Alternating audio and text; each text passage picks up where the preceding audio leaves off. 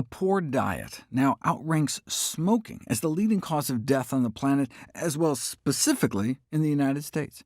In the U.S., the #1 killer of Americans is the American diet. So if diet is humanity's #1 killer, then obviously it's the #1 thing taught in medical school, right? Sadly, medical students around the world are poorly trained in nutrition. It's not that medical students aren't interested in learning about it. Medical schools just aren't teaching it.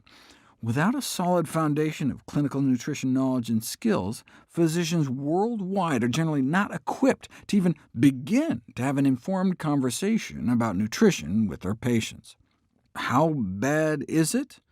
One study assessing the clinical nutrition knowledge of medical doctors found the majority got 70% of the questions wrong. And they were multiple-choice questions, so they should have gotten about a fifth right just by chance. And the wrong answers were not limited to difficult or demanding questions. For example, less than half could guess how many calories are in fat, carbs, and protein. Only 1 in 10 knew the recommended protein intake, and only about 1 in 3 knew what a healthy BMI was. I mean, this is like super basic nutrition knowledge. And what's worse, not only did the majority of medical doctors get a failing grade, but 30% of those who failed had a high self-perception of their clinical nutrition expertise, meaning not only were they clueless about nutrition, they were also clueless that they were clueless about nutrition, a particularly bad combination, given that doctors are trusted and influential sources of healthy eating advice. For those majority of consumers who get information from their personal healthcare professional, 78% indicate making a change in their eating habits as a result of those conversations. So if everything the doctor knows they read in some checkout aisle magazine, that's what the patients are going to be following. Only a quarter of doctors surveyed correctly identified the American Heart Association's recommended number of fruit and vegetable servings per day, and fewer still were aware of the recommended daily added sugar limits. So how are they going to counsel patients on it?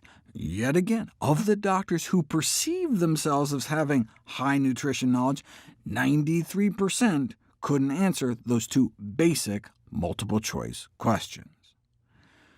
Physicians with no genuine expertise in, say, brain surgery are neither likely to broadcast detailed opinions on that topic, nor have their quote-unquote expert opinions solicited by media. And most topical domains in medicine enjoy such respect. We defer expert opinion and commentary to actual experts. Not so with nutrition, where the common knowledge that physicians are generally ill-trained in this area is conjoined to routine invitations to physicians for their expert opinions on the matter. All too many are willing to provide their opinions absent any basis for actual expertise, or worse, made on the basis of bias and personal preference, sometimes directly tethered to personal gain, such as diet book sales. That's one of the reasons all the proceeds I receive from my books are donated directly to charity. I don't even want the appearance of any conflicts of interest. In a culture that routinely fails to distinguish expertise from mere opinion or personal anecdote, we physicians should be doing all we can to establish relevant barriers to entry for expert opinion on diet and nutrition, as in all other matters of genuine medical significance. I mean, we're not talking celebrity gossip. Lives are at stake, and there are entire industries devoted to marketing messages that may conspire directly against well-informed medical advice in this area. Medical education must be brought up to date.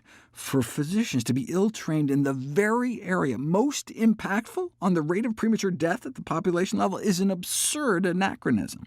The mission of medicine is to protect, defend, and advance the human condition. That mission cannot be fulfilled if diet is neglected. Maybe one place to start is for physicians and healthcare organizations to collectively begin to emphasize their seriousness about nutrition in healthcare by practicing what they at least should be preaching. Is it appropriate to serve pizza and soft drinks at a resident conference while bemoaning the high prevalence of obesity and encouraging patients to eat healthier? A similarly poor example exists in medical conferences, including national meetings where some morning sessions are accompanied by foods such as donuts and sausage.